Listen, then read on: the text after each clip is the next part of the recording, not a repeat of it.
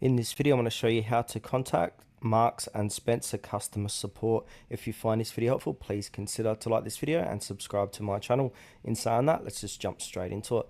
Okay, so what we need to do is head on over to marksandspencer.com. From here, we need to navigate on the top of the page and look for the help button. So go ahead and click onto help.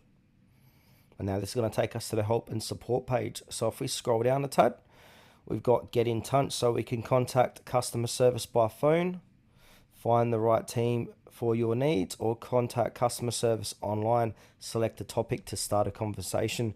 So if we want to do contact customer service by phone, click on M&S contact details. And if we scroll down, we can find the right number for your needs. So have a read of this page and choose the correct phone number to call. Now if we want to do online, I'm going to go back and click on online support chat. So yeah, contact customer service online, then choose a subject.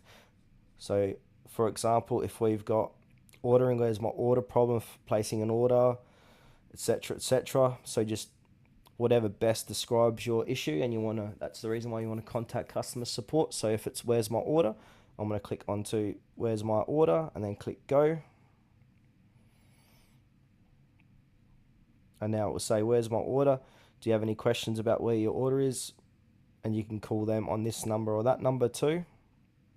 But there was no service online, so we need to do another one. So for example, I'm going to do stores and product info needed, and see if a live chat bubble appears. It appeared last time when I was going through this.